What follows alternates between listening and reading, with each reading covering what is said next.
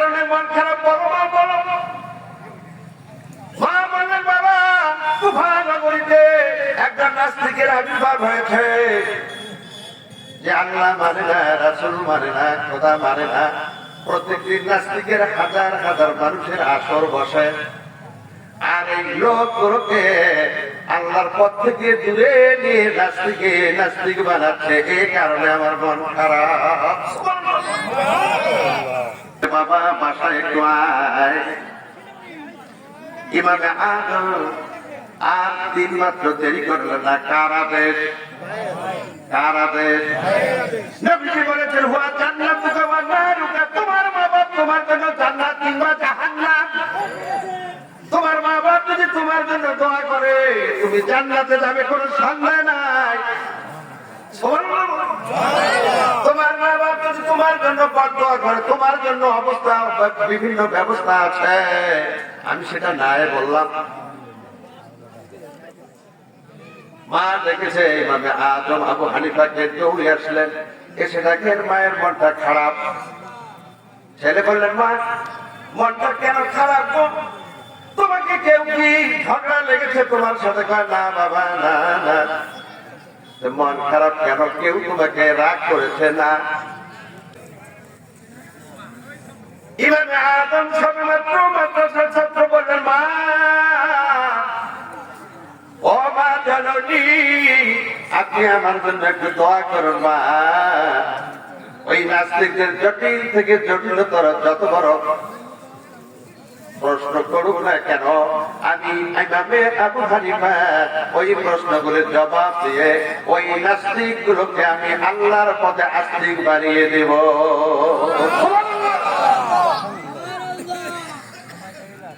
বিকেল বেলা খবর পৌঁছিল, বিকেল বেলা প্রত্যেকদিন নাস্তিকের আসর জমে। খবর গেল মুসলমানদের ইমাম ছোট্ট মানুষ যোগদান করবে। আসর জমেছে, প্রায় বিকেল বেলা নাস্তিকদের নাচানাচি শুরু হয়ে গেছে। কই মুসলমানদের ইমাম? বেলা বেলায় চিঠিমিটি। এমন হঠাৎ মুহূর্তে ইমামে আজম আবু হানিফা গিয়ে উপস্থিত হলেন নাস্তিকদের আসরে। নাস্তিকের যিনি পাত্রী ছিলেন, প্রথম প্রধান লিডারশিপ, লক্ষ লক্ষ মানুষের আসর জমেছে।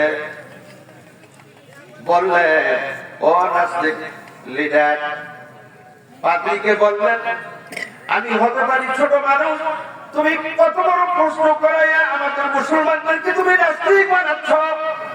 কত ইচ্ছা প্রশ্ন আমাকে করো, আমি তোমাদের এই প্রশ্নগুলির জটিল থেকে জটিল উত্তর দেব ইনশাআল্লাহ। উপস্থিত মণ্ডলীকে বললেন, জনমণ্ডলীকে, ভাইরা আমার, যিনি প্রশ্ন জানেন তিনি কি বড়, না যিনি প্রশ্ন জানেন উত্তরও জানেন তিনি বড়? আপনারা কি বলেন? যিনি প্রশ্ন জানেন উত্তরও জানেন উনি বড়। বললেন যদি তাই হয়, নাস্তিক প্রশ্ন করবে আর আমি জবাব দিব, তাহলে আমি যদিও ছোট মানুষ, আমি প্রশ্ন জানি উত্তরও দিব, আমি বড়। কি বলেন? ওই নাস্তিককে ওখান থেকে নামানো হোক। সমস্ত উপস্থিত লোকজন বললে ঠিক আছে, তুমি চেয়ার থেকে নিচে নামো। এবার ইমামে আজম আবু হানিফা চেয়ারের মধ্যে গিয়ে বসলে। সুবহানাল্লাহ। তো একটু মাতাচা ওয়া তুজিল্লু মাতাচা, সম্মান দিল কে রাখবে? ছোট মানুষকে সম্মানের আসলে কে বসালে?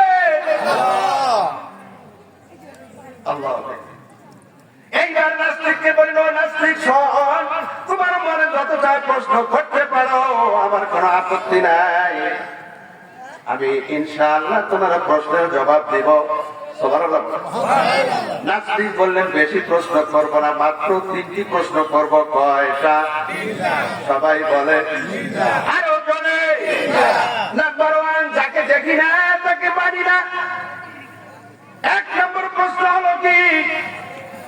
যাকে দেখি না তাকে মানি না। কে প্রশ্ন করলেন? নাস্তিক। 2 নম্বর প্রশ্ন, জিন হলো আগুনের তৈরি, আমার আল্লাহ আগুন দিয়ে তাকে সাজদা করবেন, এটা অসম্ভব, আমি মানি না। 3 নম্বর হলো মাটির তৈরি মানুষ। কি বলে মানুষ কিসের তৈরি? তকদিরে যা লেখা আছে তাই হবে, আমল করার কোন প্রয়োজন নেই। কয়টা প্রশ্ন? জবাব কি দেব? জবাব দেওয়ার আগে আমি বলছি, আপনারা কি সত্যি শোনার জন্য এসেছেন? শীতকে উপেক্ষা করে কঠোর সাধনা করে এসেছেন? আপনি এখানে যতক্ষণ বসে থাকবেন বন্ধু, আপনার প্রতিটি শ্বাস প্রশ্বাস আল্লাহর নবী সুলাইমান আলাইহিস সালামের সিংহাসন পরিমাণ সওয়াব জমা হবে। কথা কি বুঝলাম? এই অবস্থায় যদি কেউ এখানে মারা যায়, আমার আল্লাহর নবীর বর্ণনা অনুযায়ী সোজা জান্নাত। সুতরাং চিন্তার কি কারণ থাকতে পারে? অগণিত ফেরেশতা আপনাদেরকে বেষ্টন করে আকাশ পর্যন্ত পৌঁছে গিয়েছে। আল্লাহর রহমতের বাড়ি ধারা অগণিত ভাবে বর্ষণ হচ্ছে। এত বড় একটা শান্তিপূর্ণ জায়গা, আল্লাহর নবী এই জায়গাতে পৃথিবীতে জান্নাতে বলে ঘোষণা দিয়েছে। আর জান্নাতের মধ্যে তো যারা জান্নাতি তারাই আসবে, অন্য কোন লোকের স্থান নাই। কি বলবো? তাহলে জান্নাতের মধ্যে বসে জান্নাতি আদব রক্ষা করো, জান্নাতি মানুষের জন্য ওয়াজিব। কি বলে? এই জন্য আমি যতবার আয়াতে কারিমা পড়বো বন্ধু, শেষে আল্লাহু আকবার বলে দিবেন, যতবার সুবহানাল্লাহ বলবো বলবেন, যতবার আলহামদুলিল্লাহ বলবো বলবেন, যতবার আল্লাহু আকবার বলতে বলবো বলবেন ইনশাআল্লাহ। এবার নাস্তিক নিচে নামলেন, লক্ষ লক্ষ শ্রোতার সামনে। এইবার ইমামে আজম আবু হানিফা চেয়ারের উপরে বসলে নাস্তিককে বললেন, তোর প্রশ্ন তো আমি শুনেছি। এইবার ইমামে আজম আবু হানিফা একটা মাটির ছোট্ট ঢেলা তৈরি করে নিয়ে একটা ঢেলার মাধ্যমে নাস্তিকের 3টে প্রশ্নের জবাব একসঙ্গে দিয়ে দিয়েছে। কথা কি বুঝছে? নাস্তিক ঢেলাটা দেখে অবাক হয়ে গেলেন, কিভাবে 3টি প্রশ্নের উত্তর তুমি একটা ঢেলার মাধ্যমে দিতে পারো? বলে এই জায়গায় বলে নাকের মধ্যে মেরে দিলেন। কোথায়? যেই মাত্র নাকের মধ্যে মেরে দিলে, রাগ থেকে দরদর করে রক্ত পড়া শুরু হয়ে গেল। কিছুক্ষণ পর ব্যথা হলো, আর কিছুক্ষণ পর ব্যথার চোটে আর সে লড়তে পারে না। এ বিচার কোর্টের মধ্যে গেল। ইমামে আজম আবু হানিফাকে ম্যাজিস্ট্রেট তলব করলো, বাবা কেন তুমি একটা নির্দোষ মানুষকে একটা মাটির ঢেলা দিয়ে মেরেছ? এর জবাব দাও। ইমামে আজম আবু হানিফা রাহমাতুল্লাহ আলাইহি বললেন, হুজুর আমি তাকে পশ্চিম কালেও মারতে যাই নাই, উনি আমাকে 3টে প্রশ্ন করেছেন হুজুর, আমি একটা মাটির ঢেলা তৈরি করার মাধ্যমে তাকে 3টের জবাব দিয়েছি। সুবহানাল্লাহ। বললেন, বাবা সেটা কেমনে গো, একটু বলে দাও। কয় হুজুর উনি 1 নম্বর প্রশ্ন করেছেন, যাকে দেখি না তাকে মানি। প্রশ্নটা আপনার মনে আছে? হুজুর আমি একটা মাটির ঢেলা তৈরি করে নাকের মধ্যে মেরেছি, নাক দিয়ে রক্ত পড়েছে, উনি বলেছে ধর করে ব্যথা হয়েছে এবং সারা শরীর লড়তে পারে না। হুজুর ব্যথা আমার কোন জায়গায় হয়েছে আমাকে একটু দেখা দিন, ব্যথার রং কেমন, কোন কালারে বিভক্ত আমাকে একটু দেখা দেন। কয় ব্যথা কি দেখা যায়? দেখা যায় না তা তো মানা যায় না, ওনারই তো প্রশ্ন। সুতরাং যা দেখা যায় না তা মানা যায়। কিসের বিচার? কথা কি বলছি? 2 নম্বর উনি বলেছেন, জিন আগুনের তৈরি আর মানুষ মাটির তৈরি। আমার আল্লাহ আগুন দিয়ে জিনকে শায়েস্তা করবে, এটা কি সম্ভব? আগুনের গায়ে নাকি আগুন লাগে? না না, ঠিক আছে।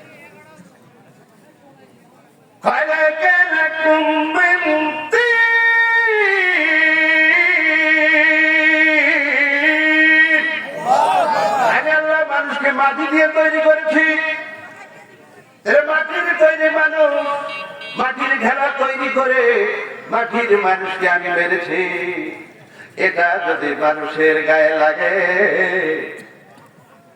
বিষয় ব্যথা হয়, রক্ত পড়ে। তাই আমার আল্লাহ আগুন দিয়ে জিনকে তৈরি করেছে। আগুন দিয়ে মনে হয় আল্লাহ শায়েস্তা করতে পারবে না। পারবে? যদি পারে, উনি প্রশ্ন করেছেন যে আগুনের তৈরি জিনকে আগুন দিয়ে আমার আল্লাহ শায়েস্তা করবেন, মানি না, বিচার কিসের? কথা কি বুঝছেন? আর একটা কথা, প্রশ্ন আর কয়টা থাকলো? 3 নম্বর প্রশ্ন হলো, কপালে যা আছে তাই হবে, আমল করার কোন প্রয়োজন নাই।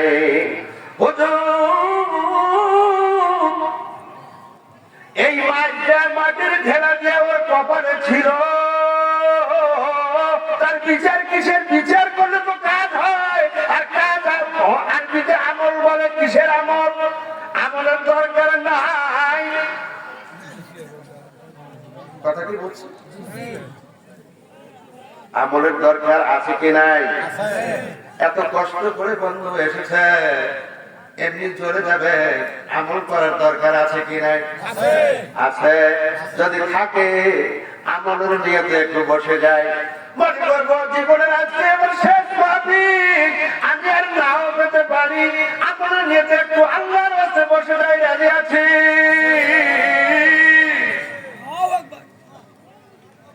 তাইলে এবারে কোরআনে বলবো, পড়েন বিসমিল্লাহির রহমানির রহিম। পরম করুণাময় আমার আল্লাহ রহমানুর রহিম, তার নামে আরম্ভ করছি। আল্লাহু আকবার। আমি পবিত্র কোরআনুল কারীম 9 পারা সূরা আনফাল থেকে 1 নম্বর আয়াতে কারিমা তেলাওয়াত করেছি। কোন পারা? কয় পারা? কোন সূরা? আনফাল, আয়াত নম্বর 1। ও বন্ধু, আল্লাহর নবী যখন মদিনায় ছিলেন তখন সূরাটা নাযিল হয়। সুবহানাল্লাহ, সুবহানাল্লাহ। সূরাটার মধ্যে মোট আয়াত আছে 75টি, রুকু আছে 10টি। আর আমি যে আয়াতে কারিমা তেলাওয়াত করছি, নাম্বার কত গো? 1। সুবহানাল্লাহ, সুবহানাল্লাহ। নফল হলো 1 বছর, বহু বছরে আনফাল। অতিরিক্ত যাহা কিছু করা হয় তার নাম নফল। কথা কি বুঝছি? জোহরের শেষে 2 রাকাত নফল আছে কি নাই? মাগরিবের পর 2 রাকাত নফল আছে কি নাই? এশার পর 2 রাকাত নফল আছে কি নাই? বাংলাদেশ থেকে নফল প্রায় বিদায়, নফল আর লাগে না। জুমার নামাজ শুরু হয়ে গেল, হুজুর সালাম ফিরে নেন। সালাম ফিরে দেখবেন মুরব্বি চাইছে, তার মধ্যে মুয়াজ্জিন আছে, কারণ না থাকলে ওটাও যাইতো। কি কর? মুয়াজ্জিন আর মুরব্বি চাইছে 2-4 জন লোক তারা সুন্নতে মুআক্কাদাও পড়ে না। নফল তো দূরের কথা, বাংলাদেশ থেকে নফল প্রায় বিদায়।